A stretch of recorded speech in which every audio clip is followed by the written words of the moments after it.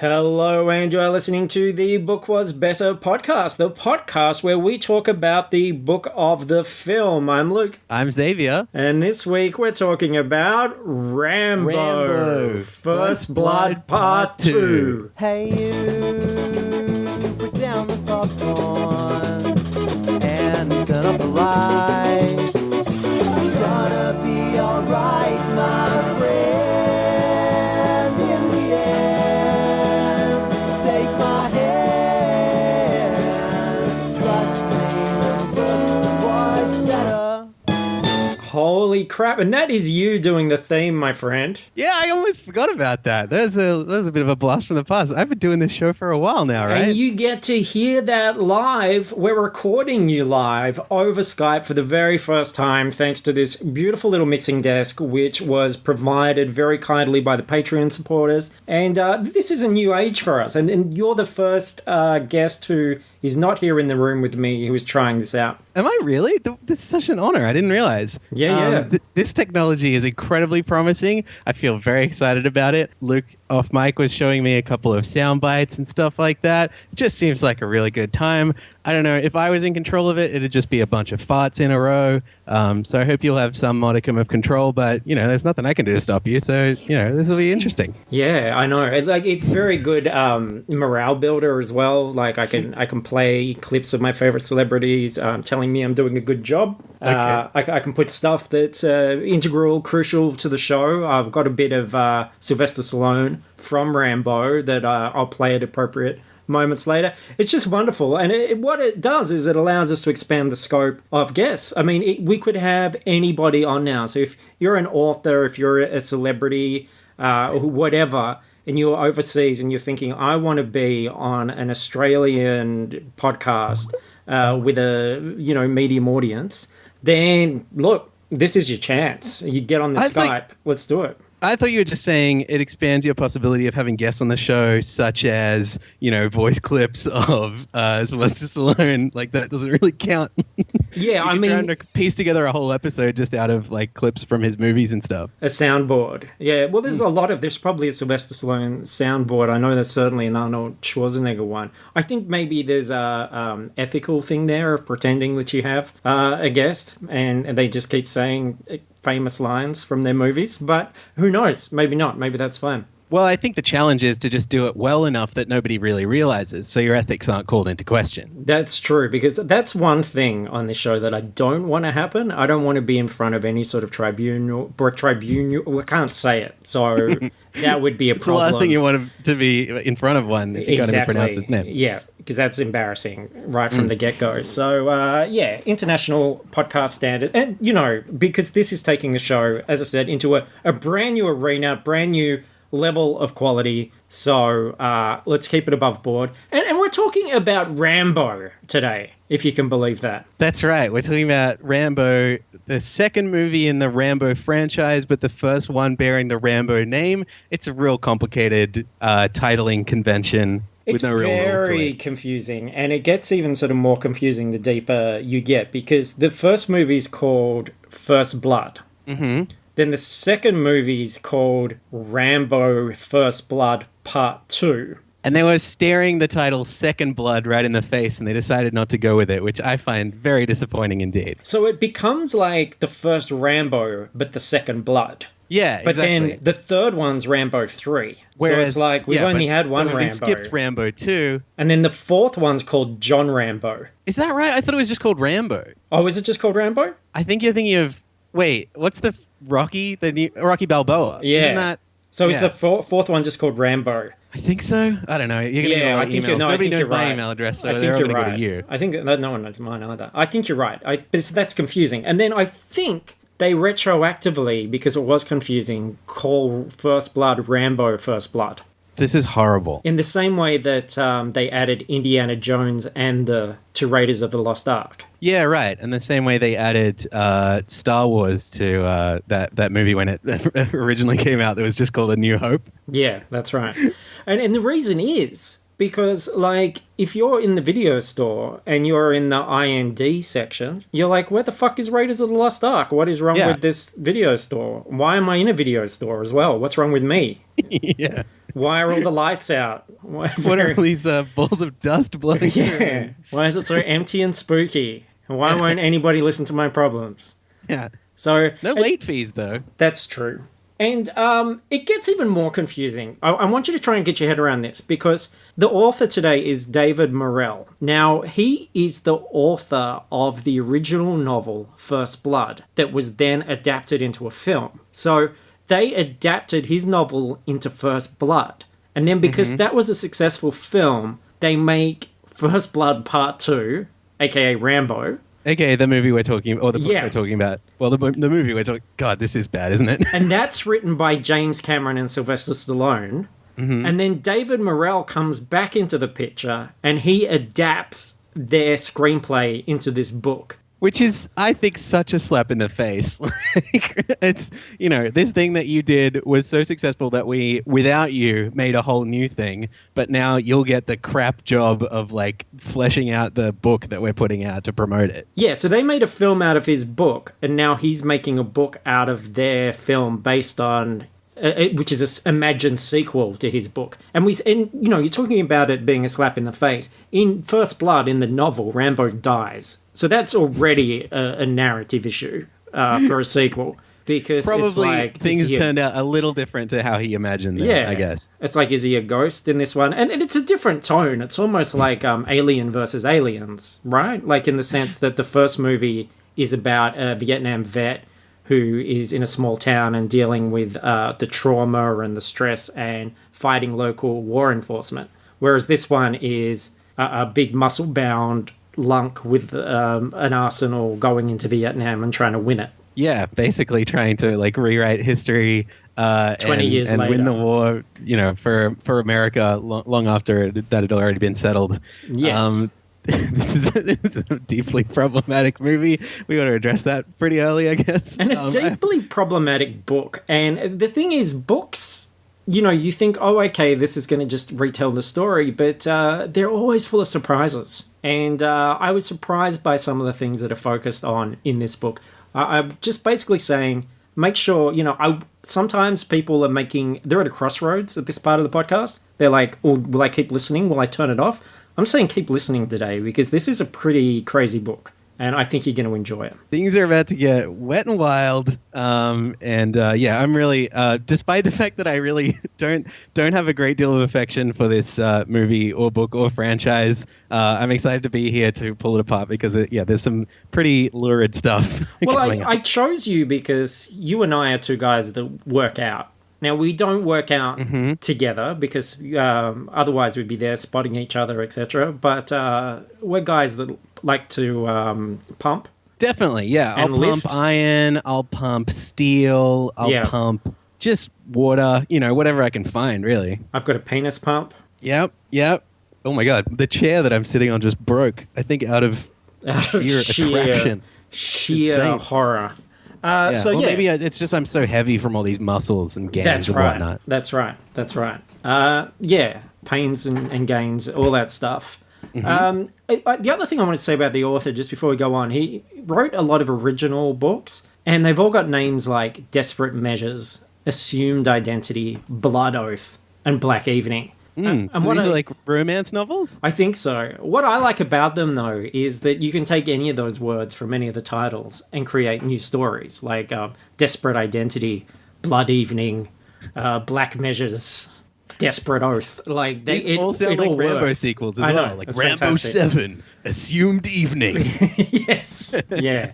He made a lot of assumptions that evening. Don't want to spoil it, but wow. It got pretty crazy. So You know what happens when you assume things, though, Luke? Ass, you, me. You and me. Both of us. Yeah. Crikey. So, author's note at the beginning. Always a great sign, because then you rely on the author to get into the character's head, and now the author's note allows you to get into the author's head. That's very meta. Yeah. So some highlights from this. He says, in my novel First Blood, Rambo died. In the films, he lives. So again, first problem to solve, is this about the ghost adventures of Rambo? Is this Rambo in an alternate reality? Oh, I hope so. Can it please be Ghost Rambo? Ghost Rambo is, yeah, I mean, look. John Rambo. Never rule it out. Look, Sylvester Stallone, he's not afraid to do a sequel to a movie from... It's a good idea for a reboot.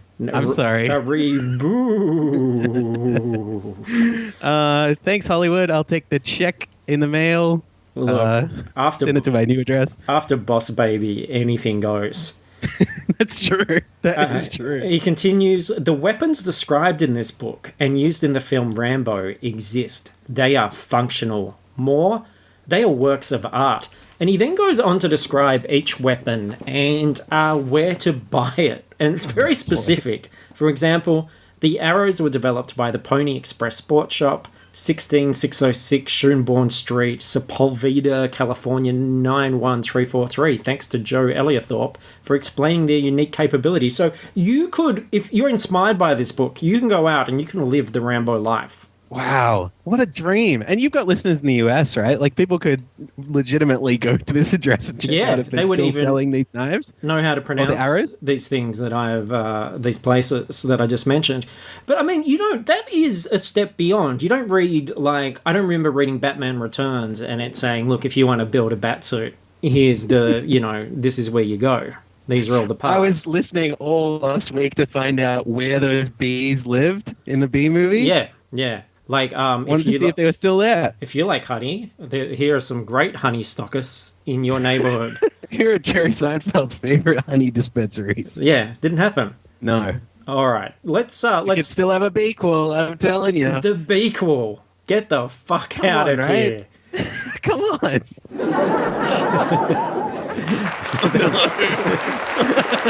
The bequel.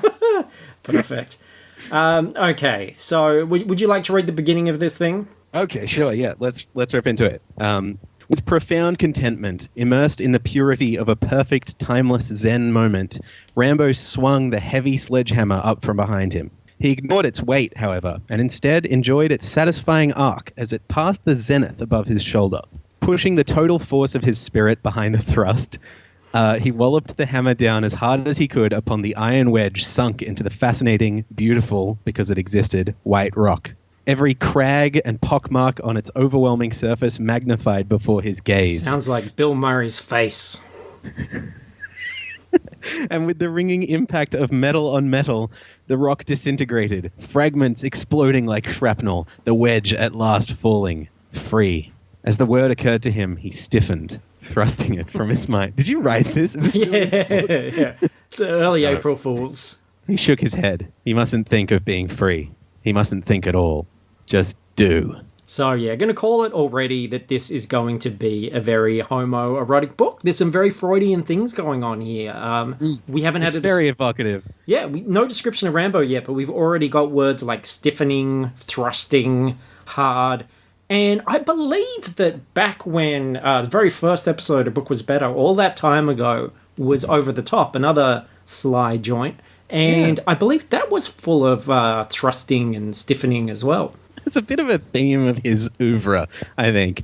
Is there a novelization of Tango and Cash? Can I ask? Oh, I don't know. But if there is... It's my favorite movie ever made. It's amazing. If there is, we will find it for sure. Not something I've got in the vast archives yet. But never say never. Your work is never done, Luke. No, I know. That's why I'm back from retirement. Yeah. Just like that Rambo movie that came out many years after Rambo 3. That's right. And it's like, when you can tell an author's hungry, like when they're writing all these descriptions of food and you're like, oh, this guy's hungry. Yeah, totally. There's so much stiffening and thrusting here. Yeah, there's something there. So Rambo's in a prison labor camp for all the shit that he did in First Blood, which is basically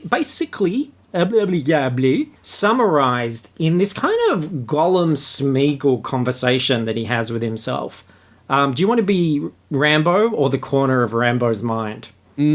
I'll take a mind corner. Okay. He thought back to the violence that had brought him here. The town, the cop. Yes, Teasel. Why wouldn't that son of a bitch back off? A corner of his mind replied. And why wouldn't you? I had a right. To do? What I wanted in the country I sacrificed my soul to fight for. You have to admit, you look strange to him. Because I'd been sleeping in the woods? Because I hadn't shaved and needed a haircut? I wasn't hurting anybody. He didn't have a reason to roust me. But you could have explained. You have to admit, you looked like a vagrant. Admit it, you didn't have a job. So this goes on for over a page. It would actually be quicker just to watch the original film, or at least the trailer. Yeah, that's about enough. Subconscious giving him such a hard time about having unkept hair. Yeah. Well, everyone has those days. You look in the mirror, it's rough. I think it's just weird because Rambo says so little in the film that the author's desperately trying to give him as many thoughts as possible because otherwise he's got nothing to work with. Although it makes him sound totally schizophrenic. Like he sees this man who is described as a thin black convict. Shit, I don't think I can stand this, the black man seemed to say. Keep thinking that way and you weren't, a part of Rambo's mind decided. But all he allowed his eyes to say was, yeah, it's tough, all right. Hang loose.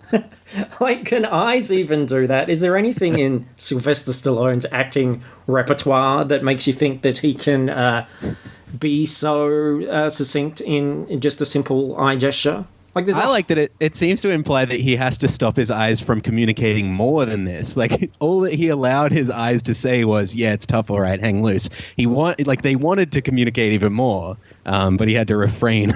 I just think it's so specific. Like, hang loose. Yeah, it's tough, all right. Hang loose. Like, as if he could have done something slightly different with his eyes and said, yeah, that's cool, man.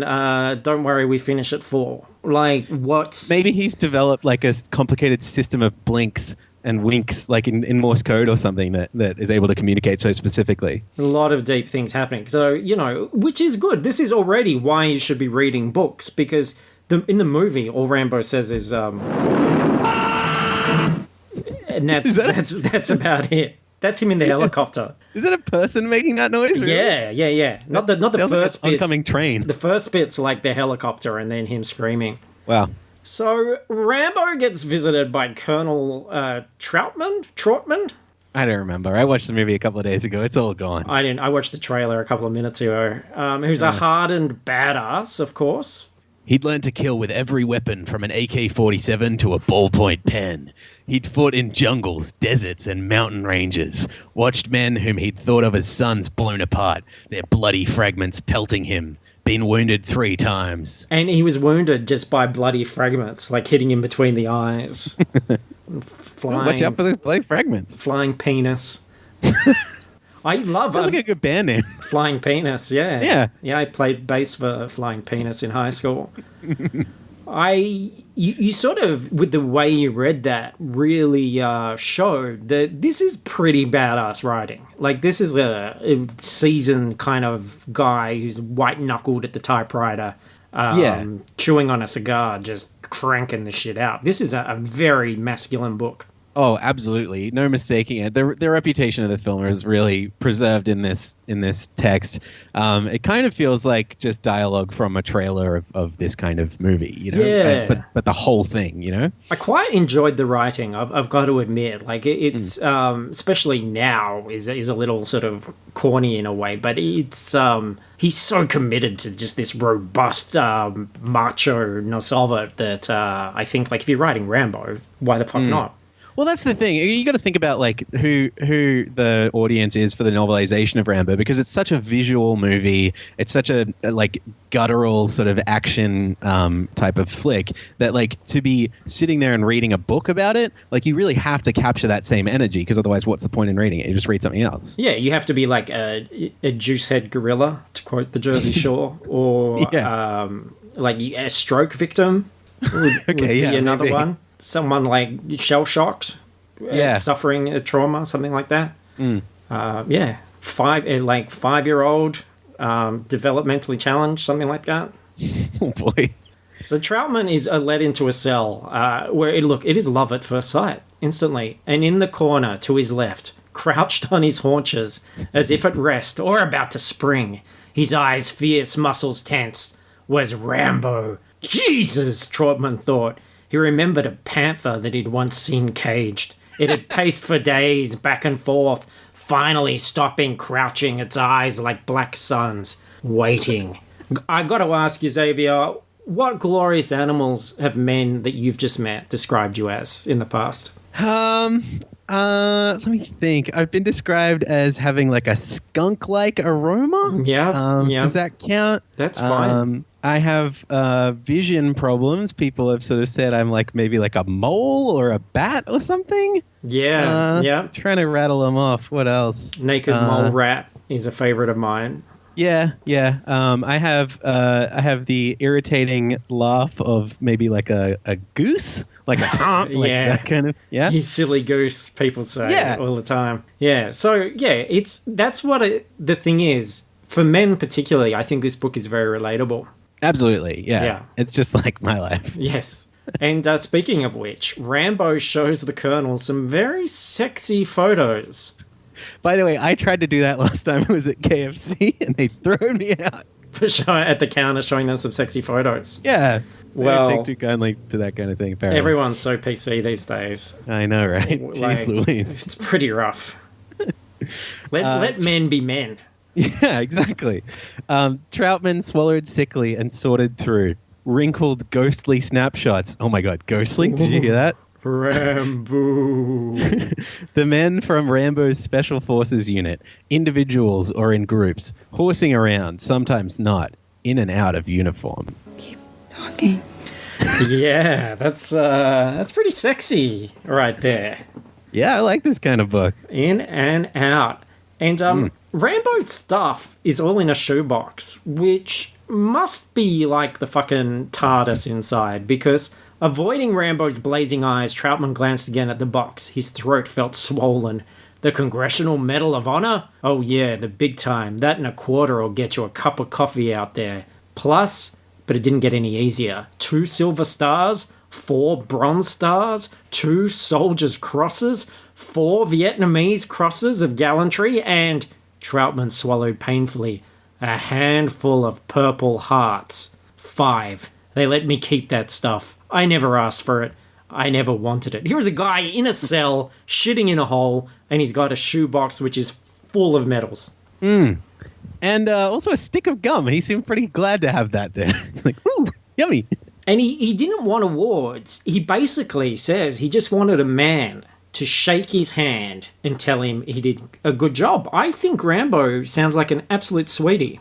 I agree. And I think that's a lot of the problem with this generation is like everyone gets a trophy, you know, like everyone gets an award for all of their military service. And, you know, like maybe we should stop rewarding every single thing that people do so that it means more, you know, it's more meaningful when people actually do something of value.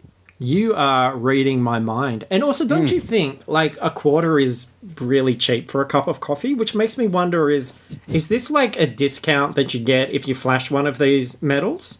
And if so, like, I don't know if that's a bad thing. I guess maybe I served in the military in a past life, because when I go to the self-service coffee thing at 7-Eleven, where the coffee's only $1 anyway, and I put short black after short black into one of those small cups just so I could seal it and walk out, it makes me feel like a hero, you know? That's right. Where's your parade?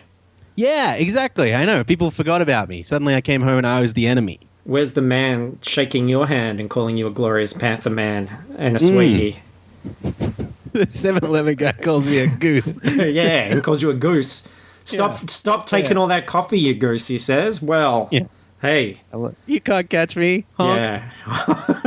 Yeah. Beep, beep. You're like the Roadrunner. Yeah. So Troutman introduces Rambo to Murdoch, a CIA guy in a suit. And we already realize straight away that wearing a suit makes you incredibly untrustworthy and suspicious in Rambo's oily, shirtless world. Yeah. And Murdoch's past involves a mission with and I quote here, an A-team. So I think no way. There's your confirmation that this is all set in the same universe. This is actually a spin-off. That's amazing. I wonder if Rambo is like, hey, did you ever meet Mr. T? Tell me what's he really like behind the cameras. I bet, look, can you imagine those two together on a mission? Holy crap, there's your sequel. Oh my god. Actually, it happened in Rocky. Yeah, that's right. They fought. I've got the novelization of Rocky 4 here as well. That's the. Oh my god! Has anyone done it yet? No, that's the what's his face one. He meant Dolph Lundgren. Oh, I thought you meant the robot that Paulie falls in love with. Yeah, that's Rocky. No, that's one. Yeah. Yeah, I love you, Paulie. Luke, you've got my number. Anytime you want to talk Rambo 4. That's a good one. That is a good one. So, Murdoch's... Wait, not Rambo 4. Rocky I 4. knew what you meant. Okay. No one's fucking fact-checking this. Dickhead. You silly goose. So, Murdoch has a special mission to send Rambo to North Vietnam, which floods Rambo with bad memories. Rambo tensed. He remembered the soldier whose knife had left the crisscross of scars on his chest and back. He remembered the pit into which he'd been lowered and the filth that the empty soldiers had dumped down onto him. The wormy food, he'd eaten it. The excrement, he'd gotten used to it. Sounds like he managed to make a real home out of that shit pit. This is like a Bane sort of backstory, isn't it? It's basically the same thing, right? Oh, he famously grew up in a shit pit. Mm-hmm. And don't believe those Ra's al Ghul Lazarus pit stories either. That was just a shit pit as well. Yeah, it's all the same. They're all in there together. It was the exact same shit pit. They shared it. And they thought they were in isolation because they just never really talked to one another. Or none of them could understand each other's voices. Rambo was like... and Bane was like... Just no communication between these people. Exactly what it was like. Fuck, that Dark Knight Rises, in all seriousness, talking about pits, is just Bruce Wayne trying to get out of a hole for like, what, an hour and 20 minutes of him just in a hole. You're sitting down going, oh fuck, I can't wait to see Batman with the cowl and jumping around and all the vehicles. And no, it's Bruce Wayne in a fucking hole. Basically, yeah. But it's not quite as deep as the hole that the DC cinematic universe has dug for themselves at this point. Am I right? This is true. Hello. Is this thing on? Playing to the crowd. So, apparently, some POWs, that's prisoners of war, were left there since the war. And Rambo needs to go back and save them. And his words, win at least part of the war that they'd sacrificed their souls for. So this is Vietnam, round 2, the reboot, the redo. Mm-hmm. Second Blood, etc. Yes. And Rambo's last act in prison is to throw his medals down the toilet. For what reason he does this, especially considering they're the only thing he has in a shoebox in this cell. I don't think the author can even decide why this happens. He didn't understand his motive, but it gave him a peculiar satisfaction. And he had a bad feeling about what awaited him. If he didn't come back, he didn't want anybody fooling with his stuff. He didn't want the guards flashing around his purple hearts to get 25 cents coffee. Yeah, that's right. I don't want these to end up in the toilet. I better flush them quick. It was oddly satisfying, though. Yeah, peculiar satisfaction. So Rambo's horrified to learn the mission he's going on is in the very same camp that he was tortured and shat on. What are the odds? I know, and this is, I guess, why he was chosen. But he's then even more pissed to find out that he's not actually being sent there to murder anyone. He's being sent to take photographs. That's right. This is like how I felt when they announced a Pokemon game was coming to Nintendo 64 and then you just fucking took pictures of the Pokemon. That's my favorite, though. Don't you love Snap? It's really good. And it's held up so much better than a lot of those other early 3D Pokemon games. Bring back Snap. That's right. Imagine. I mean, I thought that's what the Wii U was made for. Anyway, we're getting really off topic. Or even Pokemon Go. Like, if they were able to have like them peeking out of bushes and stuff. Yep. You know, you just like scan the horizon and then you like see one poking up its head. Yeah, and you should get points for how good of a photograph you take, and you should be able to throw rocks and apples at them. Which is what Rambo does in this. Oh, yeah. They equip This him is up. a sort of a spiritual prequel to Pokemon Snap. He's got a selfie stick. He is prepped. So, Bangkok's Don Muang, forgive me, airport reminded him of a swarming ant's nest. But ants who used rancid cooking oil, the smell of which was overwhelming. I think that sounds like a pitch for a DreamWorks animated movie. Yeah. Crazy cooking ants. Ants too. This time it's cooked. Purpose of your visit? Pleasure. The customs agent looked with disapproval as if pleasure meant opium and whores. Which, to be fair, he had purchased the opium and whores package. Yeah, I mean, you get a good group on for it. You might as well take advantage. And here's some author quirks. Troutman is described as ferret-faced. The taxi driver is lizard-faced. I'm like, is this Rambo or Wind in the Willows? Thank you. Thank you very much. Don't you love how long these clips are as well? Absolutely, yeah. It's good because it lets us have a bit of a break. That's true. Get your breath back. Take a sip of water. And Rambo's muscles tense a lot in this book as well. I should have mentioned it every time, but I didn't. So you're gonna have to take my word for it, but it's true. And padding. Of course, if you're a Book Was Better listener, you know there's a lot of padding in these books. The padding has started here as well. I don't know. You saw the movie. Tell me, does this happen? Because in the book, Rambo gets a taxi, then another taxi. Then he goes to a farm and gets in a helicopter. And then he takes the helicopter to an army base where there's another helicopter waiting. And it's like a bunch of pages. Yeah, I don't really remember that part of the film. But it doesn't seem like the most memorable thing in the world anyway. It seems like the kind of thing I would gloss over pretty quickly anyway. And Murdoch is there, and an American pilot called Erickson. Murdoch's chest inflated. He gestured proudly towards a cubicle in back. Step into my orifice. Keep talking. I told you this was going to be a very sexy book. So normally when I come on the podcast, Luke, I read the book. This is one of the few times that I haven't, but I'm just reading from the notes that you've taken, and I'm genuinely not sure whether this is all a goof and you're just No, this is me. Absolutely true. It really says step into my orifice? He really says that. Yes. No, I've not doctored any of this, and it gets worse. So saddle up. And look, don't feel bad about nobody reads the book. Like, I'm the only one that reads the book. Everybody else reads carefully chosen excerpts and then gets to react to all of this on the show. Because if we, it's crazy enough that an adult would read this book and dedicate an hour or so to recording.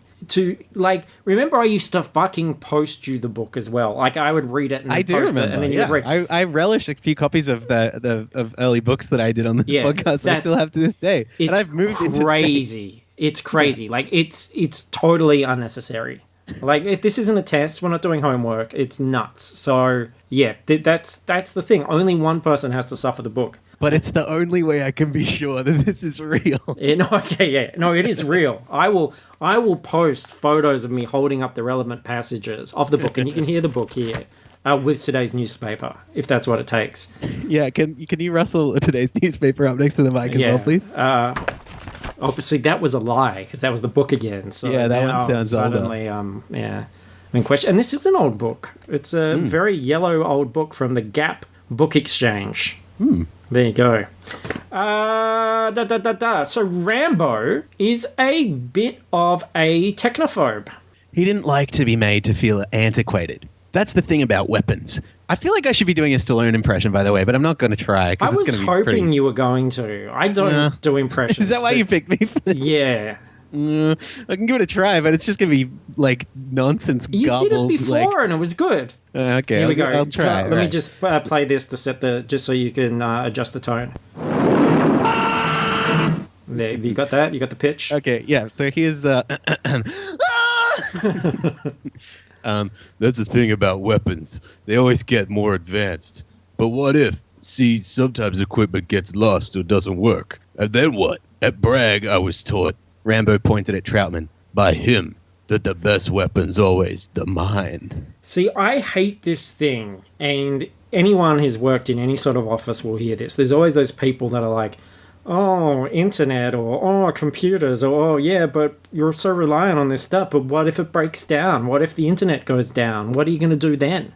And I think, then you get to go home, and it's awesome. Exactly, toilets break down. Plumbing fucks up, but we still have them in the house, so we don't go, oh, I didn't know that was going to happen. I'm just going to shit on the street from now on. Wait, you have a toilet in your house? Jeez Louise, you don't have to brag. Luke. Near my house. You know I live in the Golden Triangle. So there's also literal gun porn in here. Read this. And I know this does sound like I wrote it, but I really did not, I promise. Murdoch glanced at the huge, contorted assault rifle like a kid disappointed that Rambo didn't like his toy. Well, all right then. If you insist on being, in that case, I've got just the thing for you. I mean, it's right up your alley. You're going to cream. Not since Grease Lightning I was just has there thinking been so much creaming on the... Which is a book that we did I together on the know. show as well. Memories. Can you believe this is episode 177?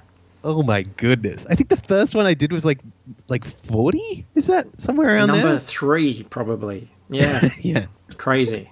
Well, I am old. But seriously, like, what is going on here? Before him, his equipment was spread out on a metal table, illuminated by a tensor light. Naked, his scrotum tensed against his abdomen. He studied everything. I read that part 5 times, and I couldn't draw you a picture of what's happening biologically here. Like, I don't know what Rambo's doing for his scrotum to... It sounds... yeah, and it seems to go against gravity for a start. So, I don't know if he's upside down to have his scrotum on his stomach. No, in the second Rambo movie, he goes to space. You You really got to watch this thing. I know. I did skim through the bit where he went into space. I must admit. But yeah, and if you think that's odd that his scrotum's getting a mention, I want to sort of foreshadow that his scrotum is kind of like a new character that's been introduced in this. And it's not the last you're going to hear about his scrotum. Oh no. So it's one thing to get inside a character's head, but his scrotum becomes... I just don't like that it's so violent. Like, there's so many guns, explosives, and knives everywhere. If we're paying so much attention, it's like Chekhov's scrotum. Like, this thing's got to go off at some point. Like, something horrible is going to happen. It's going to get split. But, well, we're going to see. But the thing... No, I don't like this. Get me out of here. Anyway, the author loves the knife. There's a page all about the specifics of the knife. For example, 440C stainless steel. It's got wide saw-like serrations. It's wrapped with 120-pound test weight fishing line. Inside part of the cap, there's a liquid-filled magnetic compass. It goes on and on. You would think that the guy has a stake in the company, and that sort of seems confirmed because he mentions that you can buy a replica of this exact knife. He mentions that in the author's notes. I saw on the Wikipedia page that they mass-produced knives to tie in with this movie. It was like part of the merch deal of this fucking crazy movie. Can you imagine that? Imagine that happening now.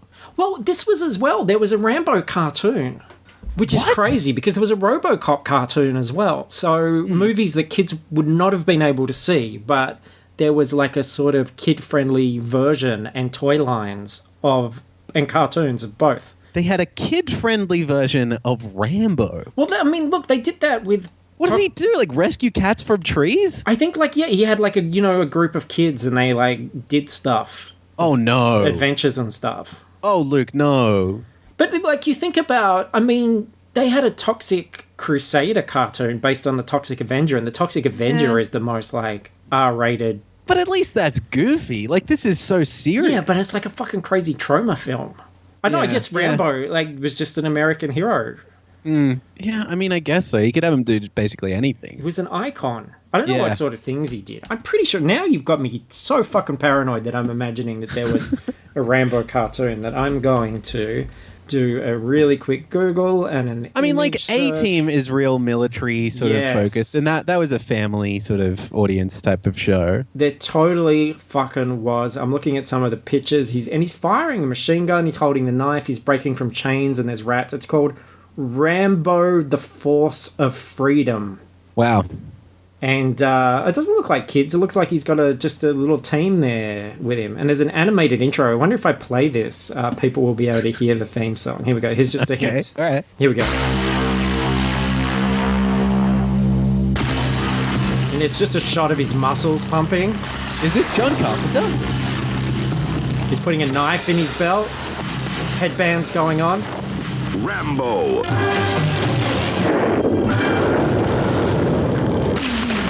Anywhere and everywhere, the savage forces of General Warhawk threaten the peace-loving people of the world. A tank went through it. Sounds pretty fucking cool. Went through a wall, and a dog was just like, fuck! and like Maybe had this is one of those things like, you know, the Star Wars Clone Wars cartoon? Yeah. That, what's his name? Jerry Tartakovsky or something like that? oh He that did. one. I thought you meant the Dave Filoni one that came later. I haven't seen that one, but the like 2D animated one, it's Yeah. like really great, and it's a much better retelling of what happened in that time than any of the movies were. Maybe Yeah. we just discovered the Rambo version of that. Like, this is the true story as it should have been told. We've been living a lie. For kids. Yeah. And he turns into a panther in the cartoon, which is Fuck yeah. fucking amazing. And his sidekick is his scrotum. I'd watch it with, I don't know, with part of my eyes closed or something. So, back to this book. We're in the Yeah, plane sorry. with... I just played a fucking cartoon theme for you, which took a very long time to start. Anyway, we're in the plane with Erickson, and... Now comes the sexy part, Erickson said. He switched off the instrument lights. I'm telling you, this is a one-handed read. Erickson nodded. She's yours. He unbuckled and stood adjusting his earphone set. Better saddle up, he told Rambo. Insertion in less than 1 minute. Oh my god, I can't take it. I want you inside me. It's so good. Luke. And then on the ground, like if that wasn't enough, Oh, motherfuck, he's being torn apart out there. Trotman's hands felt sticky. when I wrote my very first note on the first page that I thought this was going to be homoerotic, I had no idea like just how much that was going to pay dividends later. Wow, yeah. So Rambo, he fucks up his parachute jump. He had one job and he plummets into uncharted jungle, which is the worst kind of jungle. The maximum risk of jumping into thickly wooded terrain, especially at night, was that your legs would separate and you'd land hard, straddling a tree limb, and split your body straight up the middle.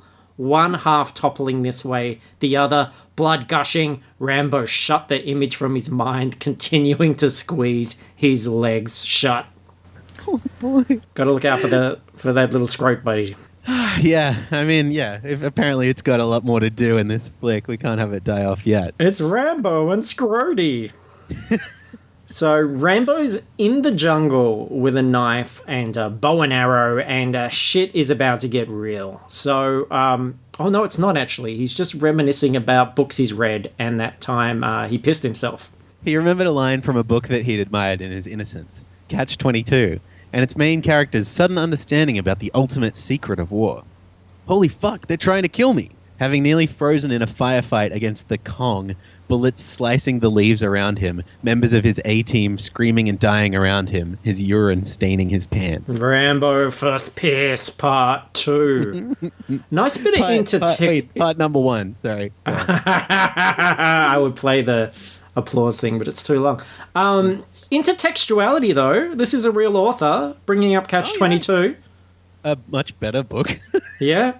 Yep. I'm just saying, you throw in intertextuality, you could be studying this book in schools. Oh, yeah. They probably should do. teach this book in school. In Reagan's America. Uh-huh. I thought... They should use this podcast as a text in, like, high school English. Well, why not? I mean, seriously, especially in America, could they do any worse? I think I just said worst, because I speak English proper. Uh-oh. This is insightful, though. What do you think of this? But to an American, for whom Disneyland and Tasty Freeze were examples of all that was real, the rainforest, the bullets, the Ancient Orange were enough to drive you insane. 2 words to describe America: Disneyland, Tasty Freeze. I don't know what Tasty Freeze is. I don't know either. I'd not come up before. Don't Google it and play a commercial. Well, okay, I kind of want to, but I won't. We could do it later, Luke. All right, we've got quite a bit to go, don't we? Mm-hmm. You probably want to get to sleep tonight at some point. You are 3 hours in the future for me. Well, that's right. So Rambo happens to stumble upon his American contact, who is a woman. Can you believe that? So one obvious question, we ask this every time a woman appears in a book, because the authors are always very keen to tell us, is she hot? We get the answer pretty quickly, don't we? It's pretty similar in the movie. The woman, a native, seemed in her late 20s, small, deceptively delicate, gorgeous as almost every young Vietnamese woman was. with the elegance of an oriental vase. Problematic. I have some real issues reading this. Her eyes were wide open, expressive. Her mouth was strong, sensuous, parted in sudden fear. This is deeply, deeply yuck. Whoa, wait for this. Rambo muses to himself for about a page about his attitudes to sex. And a lot of it's like, oh, look, people say soldiers are rapists, but I'm not a rapist. And it's like, dude, why are you even bringing this up? But we do get this little detail that I wasn't expecting. Because after the horrors he'd endured, sex had ceased to be an urge. He couldn't even bear the thought of getting that close to someone. Not just emotionally, literally, physically. His stomach would clench. His skin would turn clammy. Not that he was impotent. Not at all. He sometimes had wet dreams. On occasion, rarely, he masturbated. Rambo First Wank, Part 2. This is bad. I don't like this. I'm calling my parents. Like, he's on a mission. He's in Vietnam. He's going to save the POWs, and we're learning about his masturbation habits. When you had me on the podcast for the first time, like 4 or 5 years ago or something, I was like a little tiny baby. You were like 7. You would be explaining the details of Sylvester Stallone's like sexual habits to me. Well, look, when we chose this book, I hadn't read it. I just thought, you know, Sylvester Stallone, this is great. I didn't know this was going to happen. I wouldn't look at it and I'd go, oh, I bet, you know, there's a lot of like Sylvester Stallone thinking about having a quick rubbing one out in the jungle. Yeah. Like, how would anyone predict that? Yeah, it's true. Sometimes it sneaks up on you. And no one reads novelization, so they don't know this. Like, we are exposing this stuff for the first time. Well, people are aware that this was out there. Service. It was in airports, it was in libraries, it was on bookshelves. Who knew? Yeah. You might have this book in your house for all you know. You might not even be aware of it. Yeah, and it's all about Rambo's wet dreams. Mm-hmm. Finally, we get to the enemy. A platform stuck out over the water, and on it, 2 grotesque, filthy Orientals. Now, I hope they were vases or rugs, or we've got an issue. Yeah. And I thought these were the enemy, but it turns out they're actually helping Rambo by putting him on a boat. They do double-cross him later, so don't worry too much. But the captain is described as an even more grotesque Oriental. Yikes, so okay. He doesn't have a lot of things up his sleeve for these guys. But none more grotesque than the author. Yes, perhaps. It was a very different time. Full credit to the author, though. He knows this character very well. You know, he created the character. So he's really willing to plumb not just his thoughts, but his history. So, like, when he reaches the camp and he sets up his bow and arrow, we learn all about the Navajo history and his training with the bow. There's 3 pages about the history of this particular bow. And then something that I've never seen in an adult novelization before. There is a fucking drawing of the bow. Whoa. Like, there are no pictures in this book except for this one picture of a bow. Like, he describes it, and then it's like, you got to see this thing. And there it is. Well, I mean, this is the titular Rambo, like, that it's named after. I'd never put that together before. I don't think that's true. What happens when he becomes Rambo? I don't know. He drops the bow and arrows. That's just doing ghosting through walls. I don't know. He ejaculates ectoplasm. I guess, yeah. I mean, that's probably coming up, knowing this book so far. And you know how, like, every American book has hot dogs and or hamburgers in it. And you think, this guy's in the jungle in Vietnam. That's not going to happen. And what about this? Obedience is mandatory. We don't need any hot doggers in our outfit. No super surfers. No hot rodders. 3 of my favorite Marvel heroes, by the way. Love the hot dogger. Love the super surfer. Love the hot rodder. Mm-hmm. But yeah, hot dogs already. Can't help themselves. It's in there. Getting hungry just thinking about it. Whew. Well, just think about his sex life again, and that'll quell that. Never eat again. I'm hungry too, said Scrotey. He gets a glimpse of the POWs. Rotting zombies, living corpses, gaunt, covered with scabs and running sores. The flesh on their chins and cheeks had shrunk until their faces looked like skulls. Still, to be fair, they weren't as grotesque as those Orientals were. Oh, boy. Aye, aye, aye. Aye, aye, aye. So... yeah, that's about right. Here, look, you got to read this quote. Okay. I like that you're just saving the particular. I know, it's so good. Rambo's scrotum shrank as a searchlight came on, sweeping across the compound, heading his way. So another scrotum update. Yeah, it's good to check in every now and then. I'm so surprised how heavily his scrotum weighs on this narrative. I'm glad we're checking in because, like, as a men's health advocate, like, it is important to monitor and and check for any changes and that sort of thing. You'd be nuts not to check. Oh boy. And halfway through the book, Rambo finally kills someone. You think this is going to be really violent. The second half is very violent. First half, not a lot happens. But the author is still more in love with this fucking bow than the violence that it inflicts. The guard in the box in the tree took the fiercely barbed arrow through his chest. The shaft stopped at the soft black nylon fletchers. Unlike feathers, they wouldn't wilt and lose their accuracy in this humidity. So, which makes me think, like, this is a handbook. We know how to get all the equipment. I reckon you could probably learn how to kill a lot of people in a jungle just by reading this book. I guess you're right. Yeah, not that we're advocating that for any of the listeners, but not that we're not either, though. I think boys will be boys, and let's not be PC and let everybody do what they want to do. Sure. Yeah. Okay. You don't want to lose any listeners. That's fine. I don't want to live in a nanny jungle. Okay. So his sexy Vietnamese contact, her name is Ko, has also got unexpected body parts making an appearance. Her sphincter muscle contracted. Grabbing a tree root, she desperately scrambled up the slope. So there we go. Between her sphincter and his scrotum, it's a match made in heaven. Absolutely. So Rambo tries to bugger off in the boat, but of course the grotesque captain betrays him, so Rambo pulled the shotgun's trigger, and at close range the blast amplified by the confines of the cabin blew Keen in half. In a mist of blood, Keen's upper torso flipped back into the cabin. It's a nice little description. Yeah, if there's any joy to be had in this, it is like the action-y bits, and so they are pretty well replicated. I think so. It made me think of like just a blood-spewing Pez dispenser. And Rambo is eventually captured by his old torturer, Sergeant Tay, who starts straight away on the hero of this story, Rambo Scrotum. Not poor Scrotey. Yeah, Scrotey's taken one for the team. Cho clutched the bow and the quiver, her knuckles aching as she saw her man surrounded. He managed to grope to his knees when a sergeant kicked him in the... She strained to find the English word. Privates. Crotch. Balls. Such a weird book. And crazy. And meanwhile, like, Trotman is like being betrayed by Murdoch or something like that. But I realized at this point in the story, I just didn't give a shit about the B story. I was all about Rambo's nuts and this like adventure they were having in the jungle.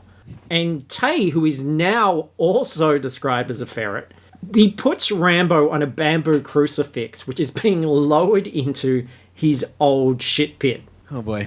In the green-brown slime that gave off an almost unbearable, nauseating odor.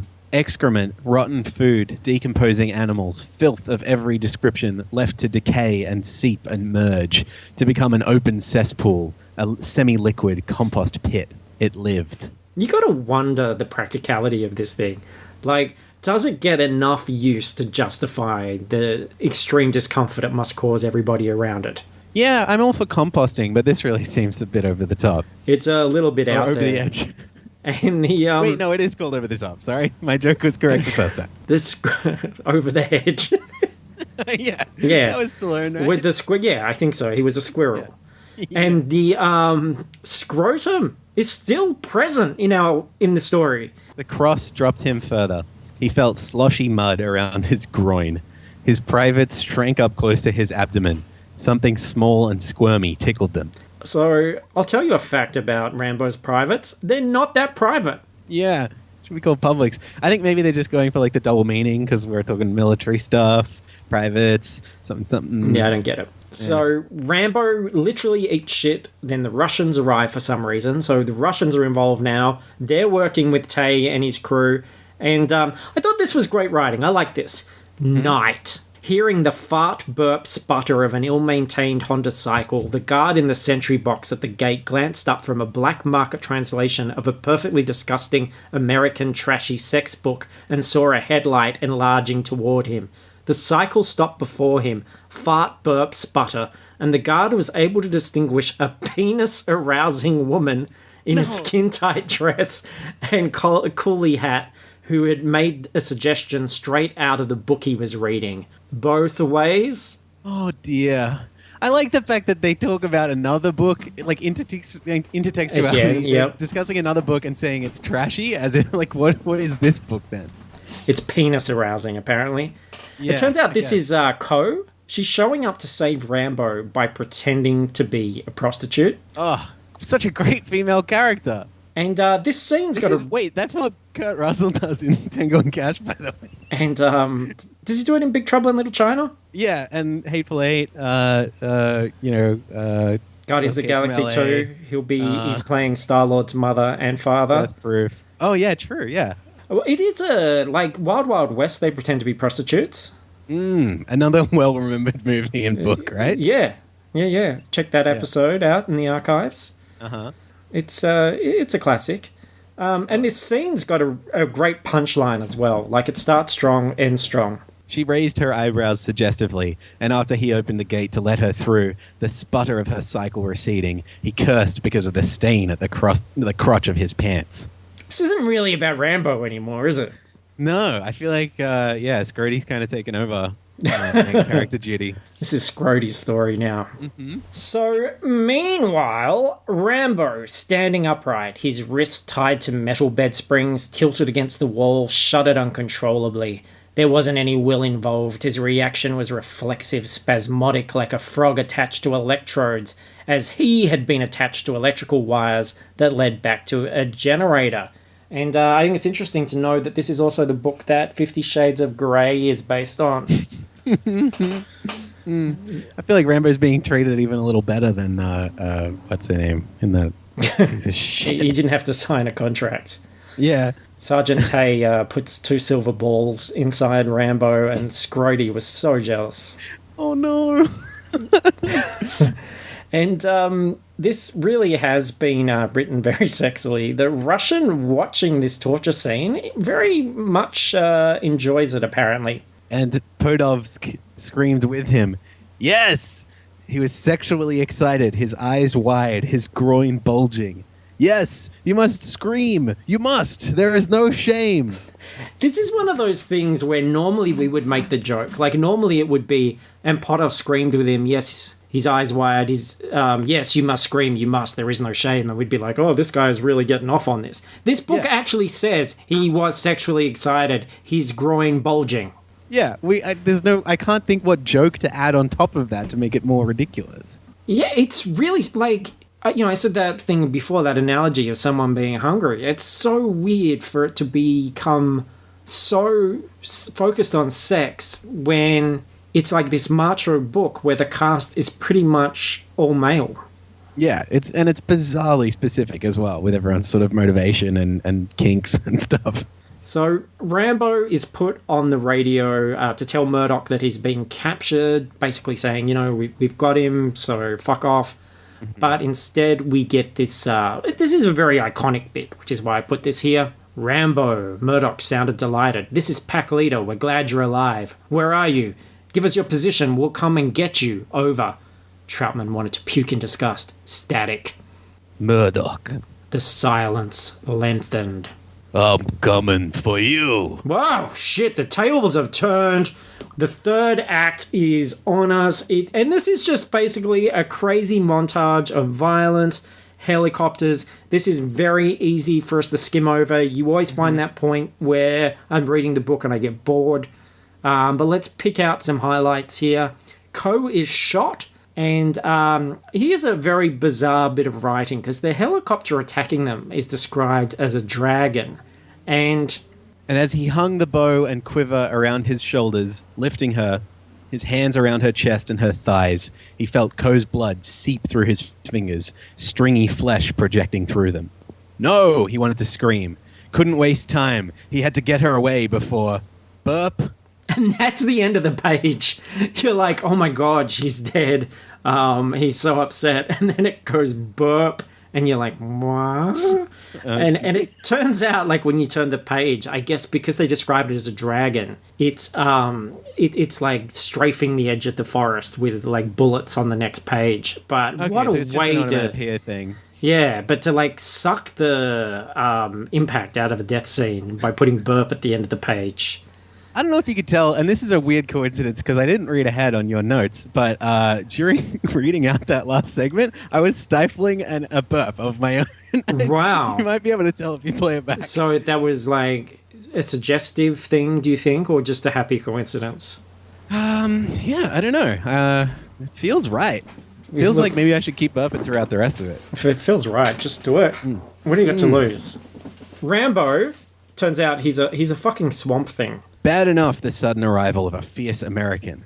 Worse, he was a giant by their standards. And worst of all, he looked like a mud-caked nightmare. Vines and brambles on him, his face a mask of dark, bloody earth topped by filth-encrusted hair. Have you ever seen... This is like that bit in Hunger Games where, what's his face? Like Lofi. Yeah. Josh Wait, what? Josh Hutchins. Yeah.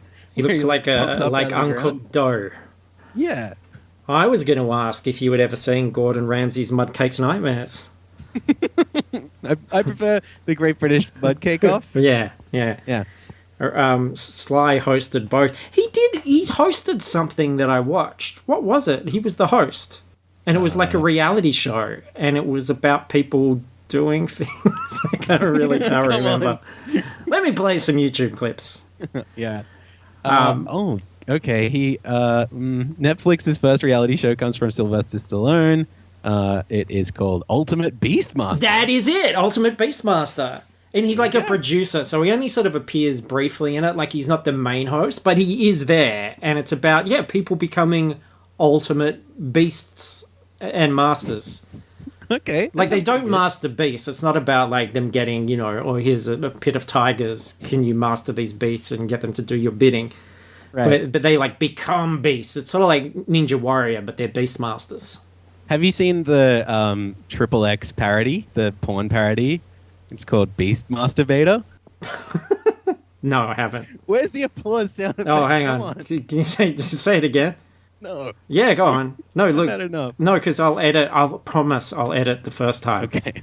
Have you seen the XXX porn parody? No, Xavier, I haven't seen the XXX porn parody. Of what XXX porn parody do you speak? I'm referring, of course, to the Beastmaster Vader. Thank you. You're awake. Try the deal. Yeah, thank you. What do you prefer? So that's Rambo. Yeah. Who wore it better? This is Tom Cruise. Oh boy, they're both pretty good. I say we stick on topic though with the Rambo one. Okay, Yeah. fine. Save that for a rainy day. So Rambo is totally setting people on fire. He's slitting throats. He's building traps. And suddenly, one of them fell out of sight, enveloped by a sinkhole that the American had disguised. When Tay peered down, he saw stakes in the man, in his neck, his chest, his privates again! Wow. Yikes. Just lurid detail. He must have been eating, like, those little cocktail frankfurters on a stick while he was writing that. No, they weren't cocktail frankfurts. They were steaks.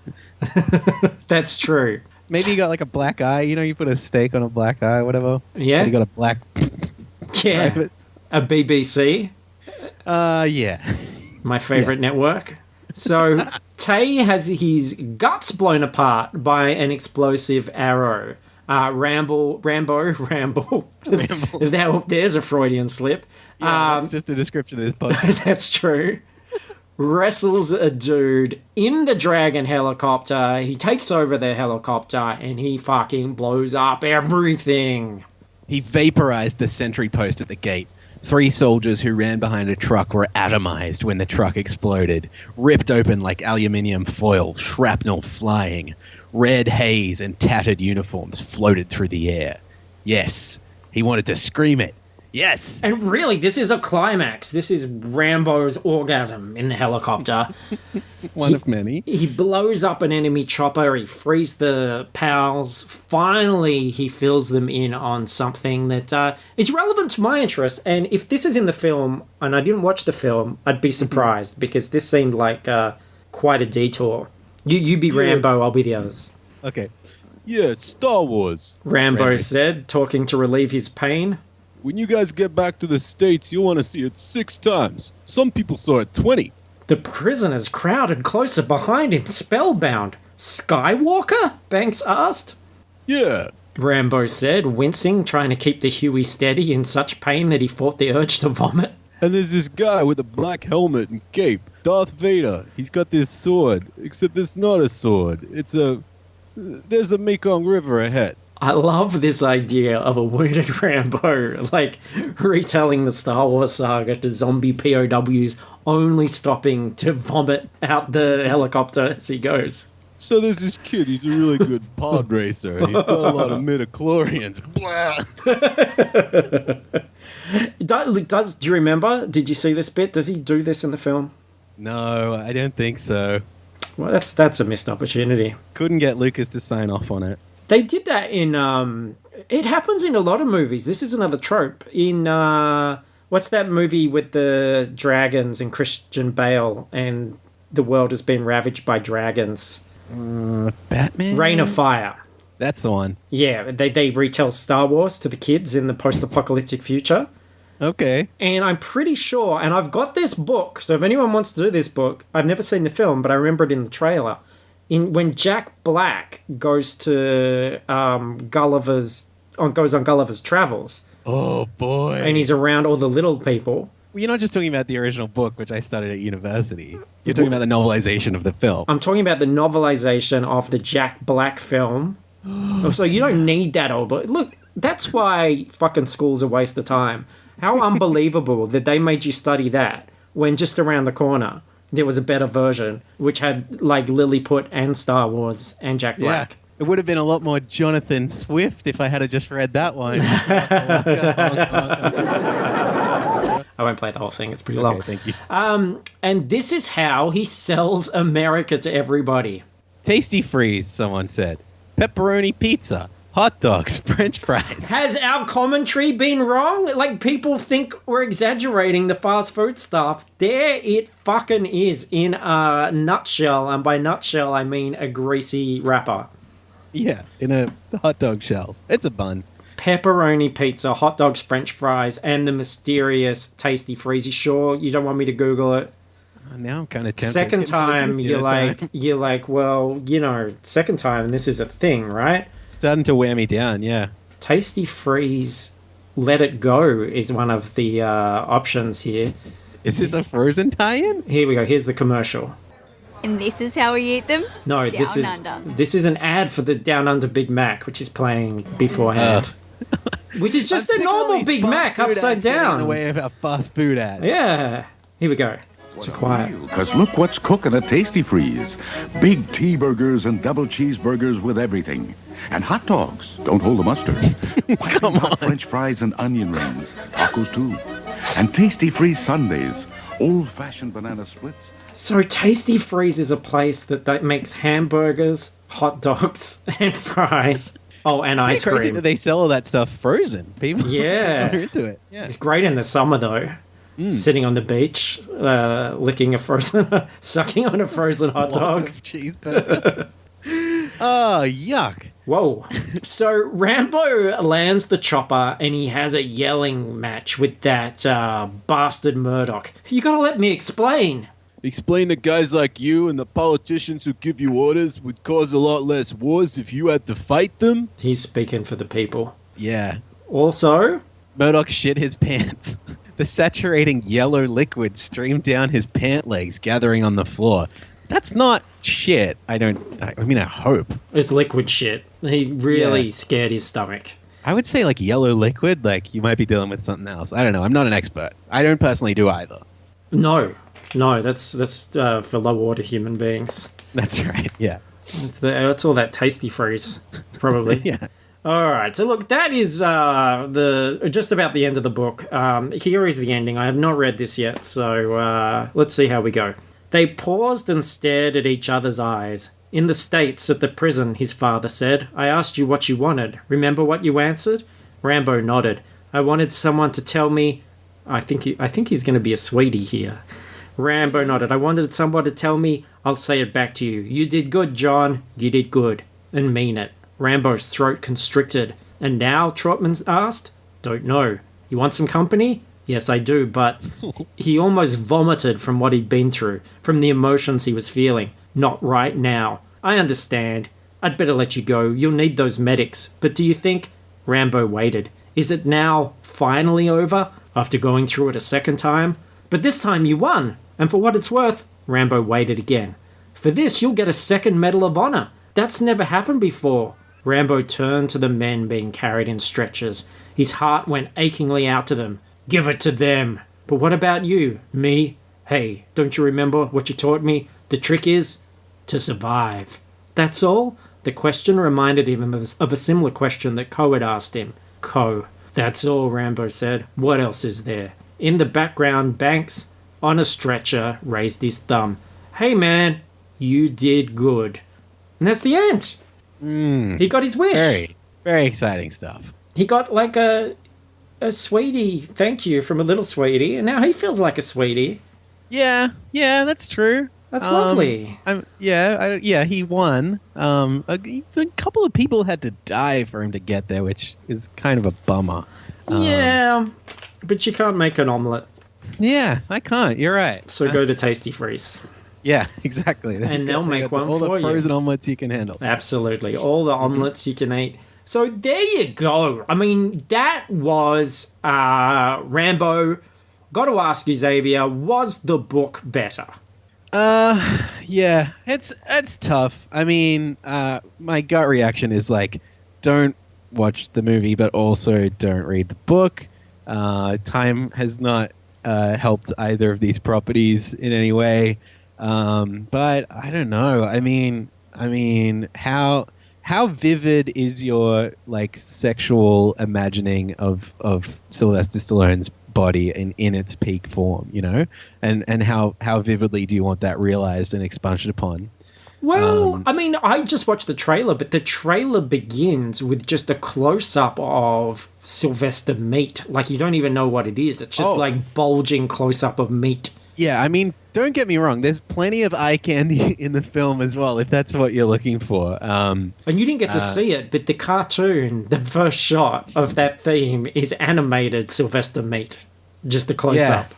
I mean, is somebody keeping track? I feel like someone is keeping track, aren't they? I think you got to make a decision. Yeah. Sorry? I think you got to make a decision. All right. You got to choose. If I would say the movie is probably better because there's a fun ending theme song that's done by Sylvester Stallone's brother Frank Stallone, and also it's easier to fall asleep during it. So go for that. Okay, I'm gonna say the book because of my favorite character Scrotey. Yeah, that's true. Scrotey's memorable, and all that Sylvester meat. And talking of Sylvester meat.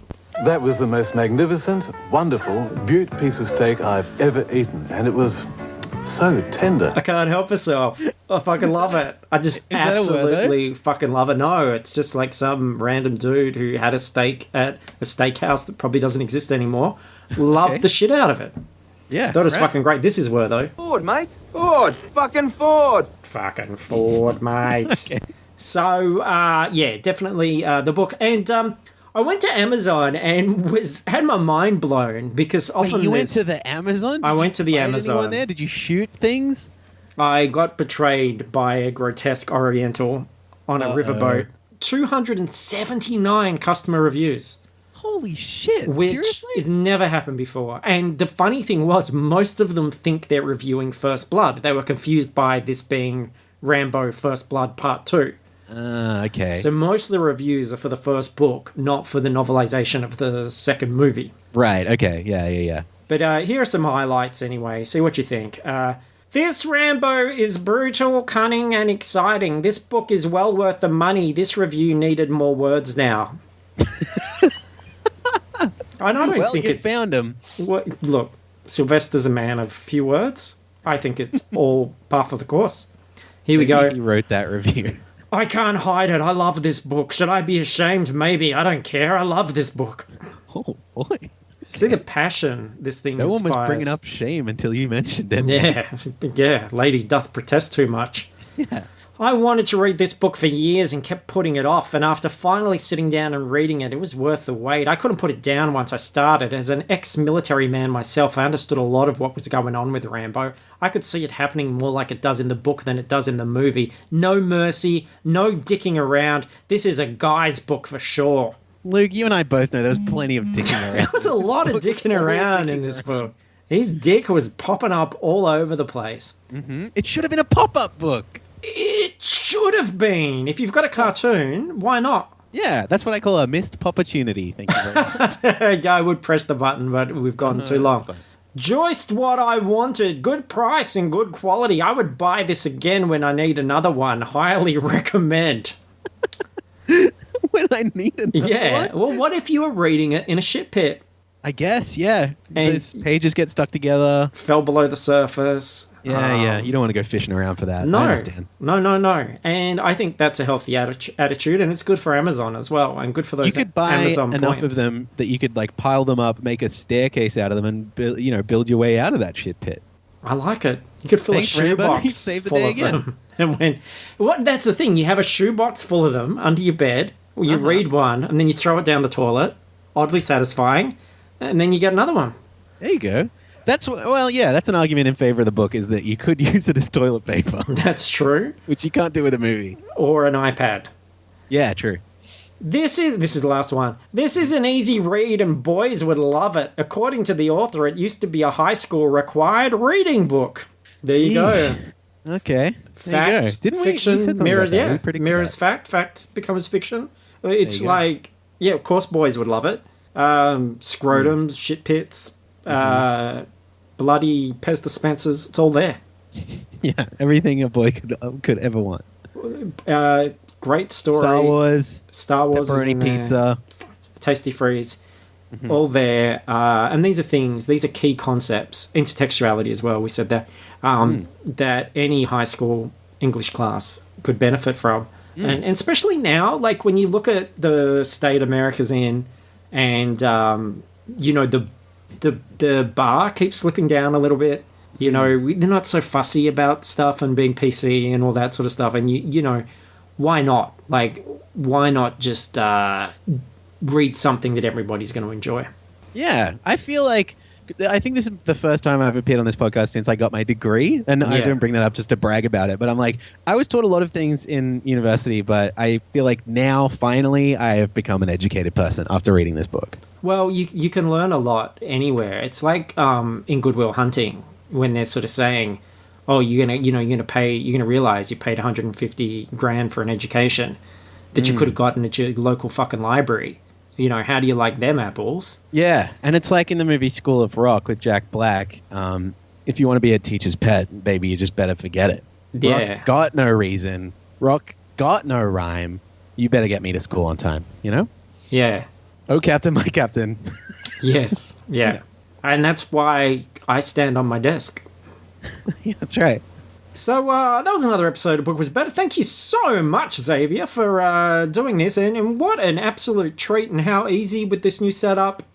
Brilliant. Yeah. Oh, yeah. What a pleasure. Thank you so much for inviting me. And yeah, certainly a lot easier on my end this time around, which is pretty cool. Didn't have to do anything. And what a perfectly fitting episode to be put out right on Valentine's Day, right? Absolutely. How romantic. And this is really great because we're always asking people to sort of rate, review, share. I think if you've got a significant other that hasn't heard this, like hasn't listened to the podcast date before, idea. Dim the lights, light some scented candles because of your skunk smell, and put this on. Listen to our voices. Picture two pumped up, oiled gorilla juice heads talking about a gorilla juice head, and just let the magic happen. And actually, sorry, not to be disgusting and plug for a second, but if you want to keep the ball rolling after that, I have a podcast that I've been doing for a little while that I do with my friend Max here in Melbourne, and it's about the TV show The Bachelor, specifically the Australian series. We talk about it and dissect it every week. It's called Bachelor of Hearts, and it's just a very romantic listen. And I'm actually pleased to announce that we're going to be coming back very soon to talk about the New Zealand series of The Bachelor, which will be coming up in like a month or two. So stay tuned. We're on Twitter and Facebook and all that good stuff. On iTunes, have a look, have a listen. It's pretty good. It's actually perfect. A recommendation. So after you've air dried after this one, yeah, and you're ready to go again. Exactly, ready for round 2. Yeah, and you need that little extra push. First blood round 2. There it is. Yeah. Yeah. Valentine's Day. Yeah. You got any big plans? I think people are listening to them. Well, there you go. Right now. What better way to celebrate? This is amazing. It's beautiful. Wow. All right. So yes, go to Fruitless Pursuits if you want to know what else we're doing. There's the FP cast, which is our weekly pop culture cast. We reviewed, speaking of Valentine's Day, we just reviewed 50 Shades Darker. So that's a very special episode. And you'll find links to our Facebook page. You can join our discussion group, come and talk to us, do all that stuff. Patreon, we have special episodes for Patreon. We're actually hoping to do even more for Patreon now that we've got this set up. We're hoping to get Jacinta a mic and maybe do some little FP cast extras when odd things that don't fit into the show happen during the week. So lots of cool shit. Thank you so much, Xavier. This has been very cool. You're very welcome. Thanks again for having me. Thanks to your listeners for having me again. What a treat. What a nice time. Thanks to See you on the next one. Scrotey I'll for try doing and his make thing. it less than like a year next time, right? Well, look, that was me. That was my fault. But this has made it all easy. Look, we're both at fault. Yeah. Right, okay? Nobody's perfect. oh, excuse me. Sorry. Oh, what a faux pas. I actually meant to say nobody's perfect. Oh, goodness me. I'll edit that out. Okay, if you want to say it again. Nobody's. Oh, I did it again. I'll edit that one out as well. Thank Don't you. worry. You got it.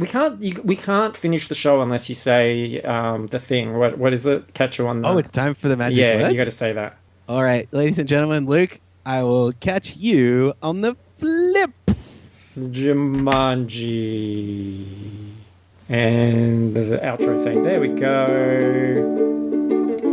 Do you find this sad? I think this is sad. It's a little sad. It's like, oh, it's like all done now. Hulk walking into the distance. See you next time, Luke. Bye. I'll remember this day forever.